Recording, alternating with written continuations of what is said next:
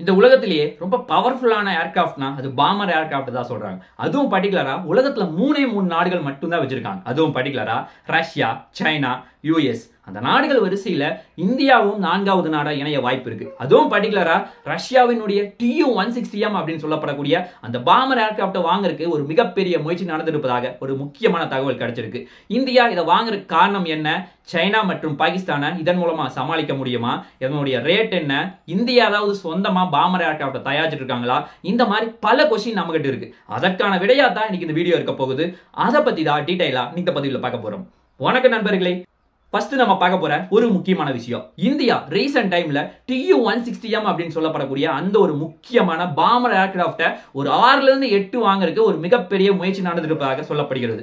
ஆக்சுவலா இந்தியா இதை வாங்குறதுக்கு முக்கியமான காரணம்னா இந்தியா சைனா மற்றும் பாகிஸ்தானை சமாளிக்கணும். அதுவும் பர்டிகுலரா சைனா H-6 அப்படின்னு சொல்லப்படக்கூடிய ஒரு பாமர் ஏர்கிராஃப்டை வச்சிருக்காங்க. அதனால அதை சமாளிக்கிறதுக்கு இந்தியா புதிய ப்ராஜெக்ட் ரொம்ப நாள் ஆகும். இந்த பல பிரச்சனைகள் இருக்கு. அதனால சொந்தமா ஒரு பாமர் ஏர்கிராஃப்டை ரஷ்யாட்டு வாங்குறதுக்கு ஒரு மிகப்பெரிய முயற்சி நடந்துட்டு இருக்கு.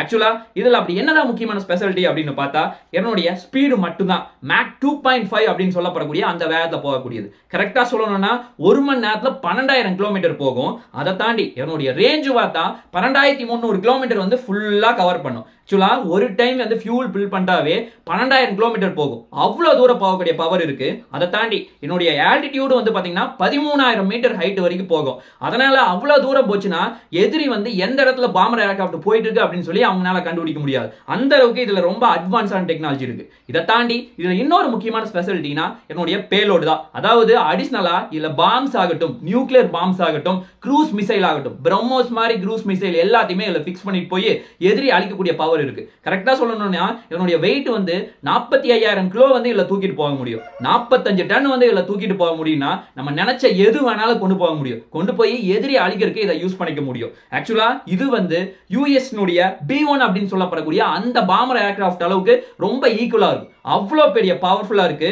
அதை தாண்டி ரஷ்யாவினுடைய Tu-160M சைனாவினுடைய H-6 அப்படின்னு சொல்லப்படக்கூடிய அந்த பாமர் ஏர்கிராஃப்ட்டுக்கு ஈக்குவலா இருக்கு. அது மட்டும் என்னுடைய பியூட்டி கிடையாது. இதுல இன்னொரு முக்கியமான பியூட்டி என்னன்னா நினைச்ச மாதிரி விங்ஸ்னுடைய ஷேப்பை மாத்திக்கலாம். அதாவது அது பாமர் ஏர்கிராஃப்டா இல்ல நார்மல் ஏர்கிராஃப்டான்னு கண்டுபிடிக்க முடியாத அளவுக்கு ரொம்ப அடிக்கடி டிசைனை மாத்த முடியும். அதுதான் என்னுடைய ஒரு முக்கியமான பியூட்டியா பார்க்கப்படுது. ஆக்சுவலா இந்தியா இதை வாங்குறதுக்கு முக்கியமான காரணம் என்னன்னு பார்த்தா இது ரொம்ப தூரத்துக்கு போக முடியும். என்னுடைய வேகமும் சூப்பர் சோனிக் வேகத்துல போக முடியும். உலகத்துல வேற எந்த நாடுமே இவ்வளவு வேகத்துல இத்தனை வெப்பன்ஸை தூக்கிட்டு போற அளவுக்கு கெப்பாசிட்டி கிடையாது. அது ரஷ்யா மட்டும்தான் வச்சிருக்காங்க. இன்னொன்னு சுருக்கமா சொல்ல போனா யுஎஸ் இருக்கிற ஒரு முக்கியமான ஸ்பெஷாலிட்டினா அவங்க ஸ்டெல்த் ஏர்கிராஃப்ட், அதாவது திட்டுத்தனமா எதிரியை உள்ள போய் அடிக்கிறதுல ரொம்ப ஸ்பெஷாலிட்டி. அதுதான் யுஎஸ் B1 அப்படின்னு சொல்லப்படக்கூடிய அந்த பாமர் ஏர்கிராஃப்ட்டுக்கு ஸ்பெஷாலிட்டி. அதை தாண்டி மற்ற எல்லா ஃபியூச்சருமே இந்த ரஷ்யாவினுடைய Tu-160M இருக்கு.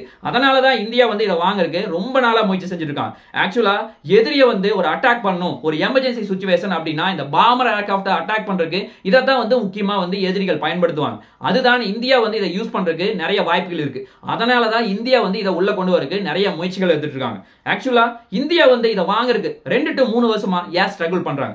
மெயினான ரீசன் இதனுடைய ரேட் தான். கரெக்டா சொல்லணும்னா ஒரு பாமர் ஏர்கிராஃப்ட் வாங்கணும்னா இந்த Tu-160Mல $250 மில்லியன் அளவுக்கு செலவு பண்ற மாதிரி இருக்கு ஒன்னு வாங்குறதுக்கு. கரெக்டா சொல்லணும்னா நம்ம ரஃபேல் போர் விமானமோ அல்லது ரஷ்யாவினுடைய SC-57 இதெல்லாம் வாங்கணும்னா கிட்டத்தட்ட 6 to 7 வாங்கிடலாம். ஆனா இதை வச்சுட்டு ஒன்னு மட்டும் தான் வாங்க முடியும். அதை தாண்டி என்னுடைய மெயின்டெனன்ஸ் ஆகட்டும், ட்ரைனிங் ஆகட்டும் எல்லாமே ரஷ்யாக்காக தான் உள்ள பண்ற மாதிரி இருக்கும்.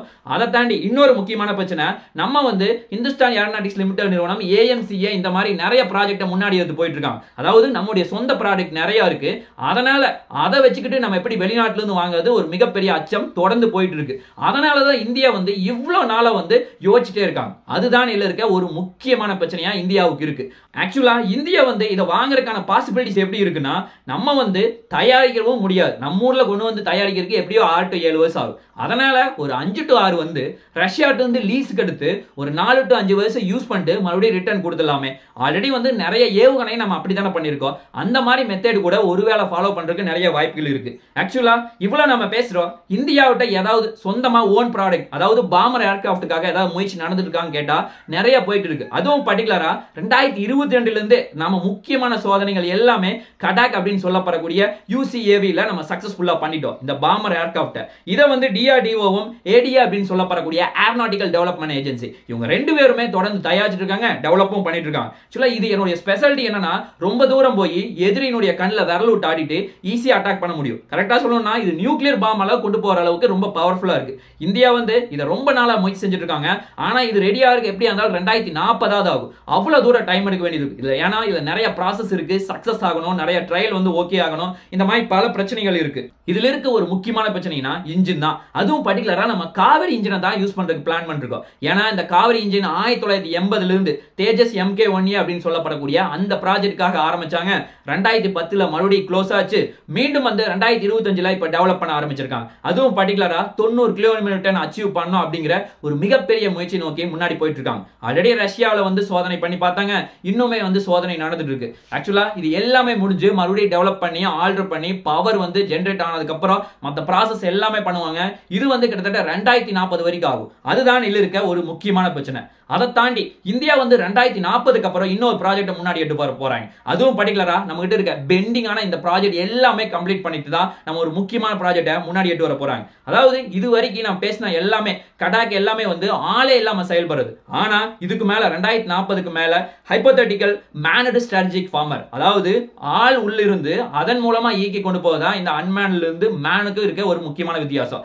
இந்தியா வந்து இதை வந்து 2040 மேல கொண்டு வரலாம் அப்படிங்கிற ஒரு மிகப்பெரிய முயற்சி இருக்கு. என்னுடைய ஸ்பெஷாலிட்டி என்னன்னு பார்த்தா ரேஞ்ச் வந்து கிட்டத்தட்ட ரஷ்யாவுக்கு கிட்டத்தட்ட நெருங்கியே வராங்க. அதாவது சைனா US இவங்களுக்கு ஈக்குவலா கிட்டத்தட்ட 10,000 கிலோமீட்டர் ரேஞ்ச் அளவுக்கு இந்தியா வந்து டெவலப் பண்ண போறாங்க. அதை தாண்டி இது வந்து திருட்டுத்தனமா எதிரியினுடைய கண்ணில் விரல் ஆடிட்டு ஈஸியா தப்பிக்கிறதுல ரொம்ப சூப்பரா செயல்படும் அப்படின்னு சொல்றாங்க. அது மட்டும் இல்லாம இல்ல நியூக்ளியர் பாம்பை கேர் பண்ண முடியும். இந்த மாதிரி பல விஷயம் இருக்கு. ஆனா இது வந்து எல்லாமே இப்போதைக்கு தியரட்டிக்கலா மட்டும்தான் வச்சிருக்காங்க. இது வந்து ரோட் மேப்பே 2040 மேலதான் இது வந்து பிளானே ஸ்டார்ட் பண்ணுவாங்க அப்படின்னு சொல்லியிருக்காங்க. இது வந்து அபிஷியல் நியூஸ் கிடையாது. பட் இது வந்து இந்தியாவுக்கு வரக்கும் நிறைய வாய்ப்புகள் இருக்கு. அதே மாதிரி இந்தியாட்ட இருக்க இன்னொரு முக்கியமான ஆப்ஷன்னா நம்ம கிட்ட பாமர் ஏர்கிராஃப்ட் தான் இல்ல, ஆனா நம்ம கிட்ட நிறைய போர் விமானங்கள் இருக்கு. அதுல வந்து பாமையை போற அளவு கெப்பாசிட்டி இருக்கு. அதுவும் பர்டிகுலரா Su-30 MK ஆகட்டும், AMCA ஆகட்டும், கடாக் ஆகட்டும், இவங்க எல்லாருமே கூட்டு சேர்ந்தாவே ஈஸியா வந்து நம்ம ஒரு ரொம்ப அட்வான்ஸான டெக்னாலஜியா மாறிடலாம். எதிரி வந்து அழிக்கிறதுக்கு இந்த 3 பேர் காம்பினேஷனும் ரொம்ப உதவியா இருக்கு. இந்தியா வந்து அந்த ஒரு ஆப்ஷனையும் திங்க் பண்ணிருக்காங்க. ஆனா இதுல வந்து AMCAவும் கடாக்கும் இன்னும் டெவலப்மெண்ட்ல இருக்கு. அது வரைக்கும் 15 வருஷம் ஆகும். இதுலயும் ஒரு முக்கியமான பிரச்சனை இருக்கு. ஆக்சுவலா இத்தனை ப்ராஜெக்ட் இருக்கு. இந்தியா வந்து இது எல்லாமே பண்ணாம நம்ம Tu-160M லீஸ்க்கு எடுக்கிறதா இப்போதைக்கு ஒரு நல்ல சிச்சுவேஷனா இருக்கு. அதை தாண்டி இதற்கான காசு வந்து நிறைய உள்ள போற மாதிரி இருக்கு. இந்தியா வந்து இவ்வளவு பிரச்சனை இருக்கு. இது எல்லாத்தையுமே நம்ம எப்படி எடுத்துக்கிட்டு இல்ல ஓன் ப்ராஜெக்டே பண்ண போறோமா, இல்ல Tu-160M ரொம்ப காசு அதிகமா இருக்குன்னு பரவாயில்ல நம்ம வாங்கியே ஆகணும் அப்படிங்கிற கட்டாயத்துல வாங்குவோமா அப்படிங்கிறத போக போக தான் தெரியும். இப்ப இருக்க சிச்சுவேஷன் படி Tu-160M வாங்குறதுக்கான வாய்ப்புகள் ரொம்ப குறைவு அப்படின்னு தான் என்னுடைய மனசில் தோணுது. உங்களுடைய பாயிண்ட் ஆஃப் வியூவை கீழே கமெண்ட் லீவ் பண்ணுங்க. நாளைக்கு இன்னொரு நல்ல ஒரு வீடியோவில் உங்களை நான் சந்திக்கிறேன். நன்றி, வணக்கம், தேங்க்யூ, ஜெய் ஹிந்த்.